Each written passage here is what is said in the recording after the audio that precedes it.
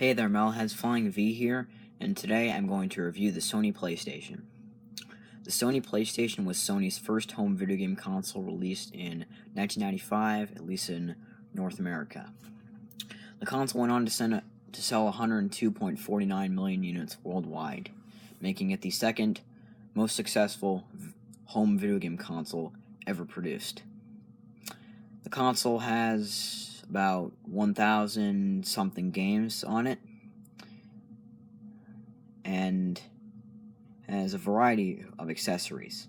I won't show them all in this review, because frankly, I'm only keeping this console temporarily. So I only have, like a memory card and a controller and the cables and all that, so, yeah. Anyways, the reason why the console was so successful is really because Sony made a bunch of smart moves and Nintendo and Sega made dumb moves, which is a bit of the reason why the PlayStation was so successful. It was also because of luck. That was another reason why the PlayStation sold as well as it did. So those are some reasons why it was successful. And the fact that this console actually exists is a historical accident, because going all the way back to the 80s, Nintendo teamed up with Sony to make a CD-based add-on for what would ultimately be the Super Nintendo.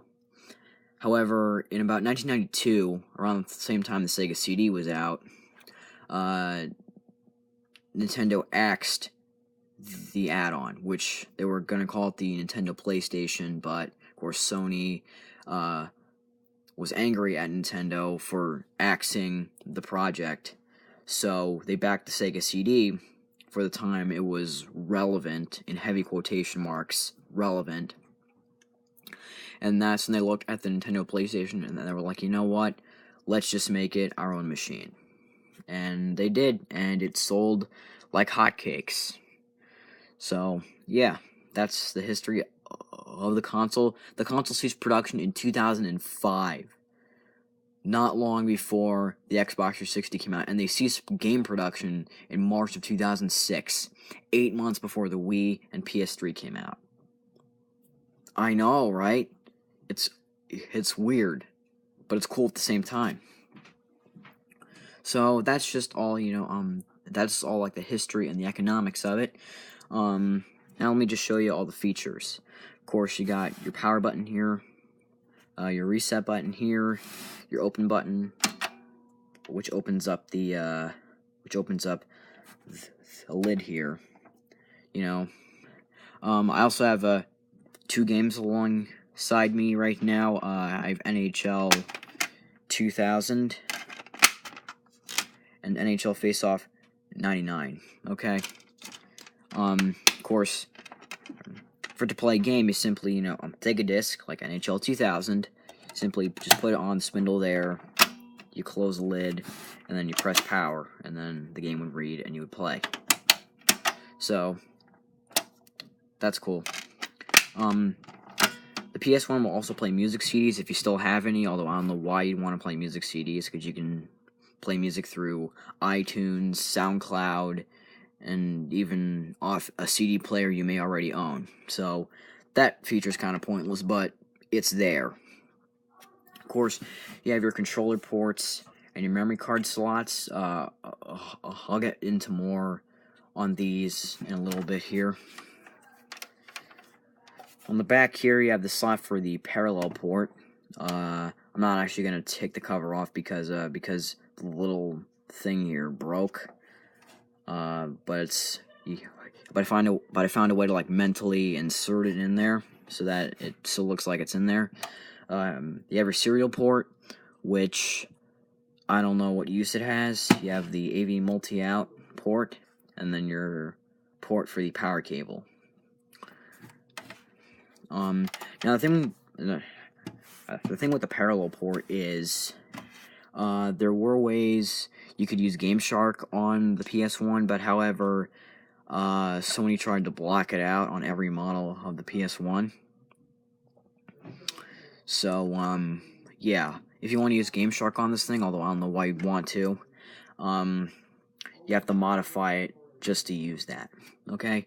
The other thing is that on the launch model of the PS1, there would be, you know, RCA ports and an RFU port somewhere in this area here. Because that was the other thing, is that Sony kept looking at the features of the PlayStation, and they just looked at it and they were like, what do we not need? Let's strip it out and make it cheaper to produce. Because they wanted to pass savings on to customers, which that's a good move because, you know, there could be, you know, parents out there who want to buy one of these for their kids, and they don't want to, and they don't want to put down, you know, like $300 just for their kids' wishes, you know. Because that's not how my parents work, you know. Because they don't want to buy something, you know, like, because they don't want to spend anything for me that's like $600. And of course, I make sure that they don't do that. So that's cool. Just to show what the cables look like. This is the audio video cable. The PS1 will support RGB SCART. If you happen to have one of those cables, no modification required. So that's cool, and the picture actually looks very good, depending on how you upscale the video. For Europeans out there, you know what I'm talking about. North Americans, Canadians, whoever else is watching this, you probably don't know what that is, and I'm not going to go into too much detail about it because there's plenty other videos about RGB SCART out there on YouTube. Pretty simple. And of course, here's a power cable. This is actually a very versatile power cable. You can use this for your Sega Saturn, PlayStation, Sega Dreamcast, PlayStation 2, original Xbox, PlayStation 3 Slim and Super Slim, and PlayStation 4, and PlayStation 4 Slim. So, this is a very versatile cable, you know. You can probably also use this for a variety of other devices as well.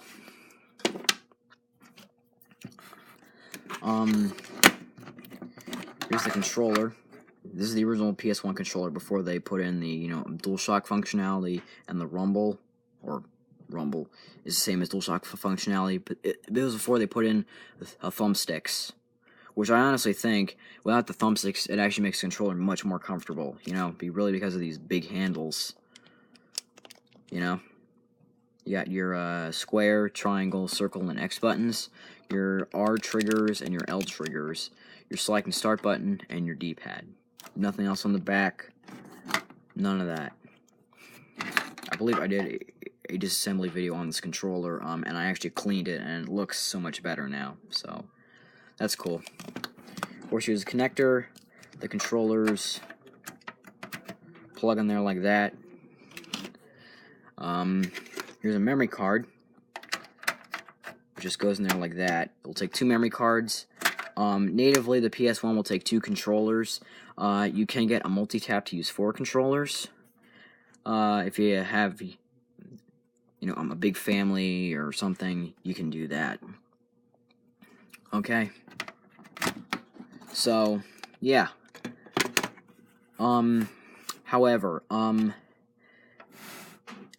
if you want to replace the laser for these things, they do go from like $11 to $15, which is kind of expensive. Probably just because that the laser has all this, you know, plastic in there. So, yeah, that's probably why they're so expensive. The other thing is that the launch model of the PS1 is not very well designed. Where originally, if the laser wasn't like right here, it was actually up here, okay? And it's too close to the power board, which is right here. And over time, it cooks the laser and stops reading discs.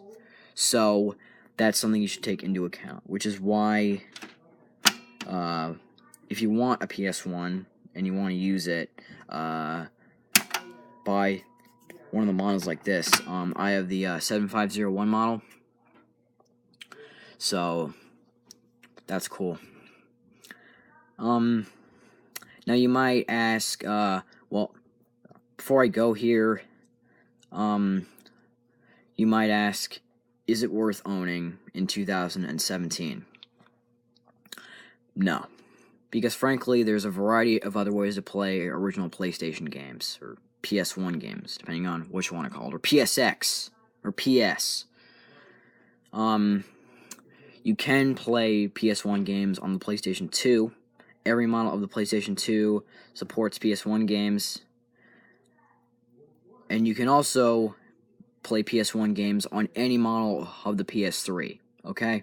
However, only certain PS3 models will play PS2 games, okay? Any of the PS3 models with 4 USB ports will play PS1 and 2 games. Every other model, with like 2 USB ports, and the slim models will play both PS3 and PS1 games.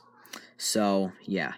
Now, there's only like one small reason I'd say get this is if you want to use Game Shark on it, but then again, like I said, it requires modification, and it's probably a lot of work, okay? Unless if you're like a soldering expert, then I'd say do it.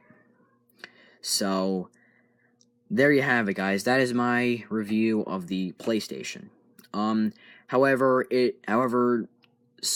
although the PlayStation was a success, I think Sony started us down a path in gaming that maybe we shouldn't have gone down, which was ultimately, of course, really starting with the 6th generation, the PS2, Xbox, and GameCube generation, was to market consoles to casuals, not just gamers. Market to, like, both casuals and gamers, which kind of takes away some of the charm of video games, but it is what it is now. There's nothing you can do about that.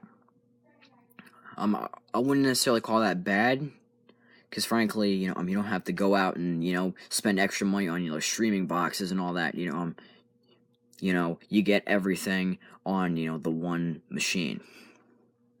So, yeah, thank you so much for watching. This has been my review of the Sony PlayStation. Tell me in the comments what you thought of it. Did you find it informative? Did you find it interesting? Did you find it interesting seeing my hand move in front of a PlayStation? Please tell me in the comments. Be sure to leave a like, leave a comment, and subscribe. And may the force be with you. Mosh hard.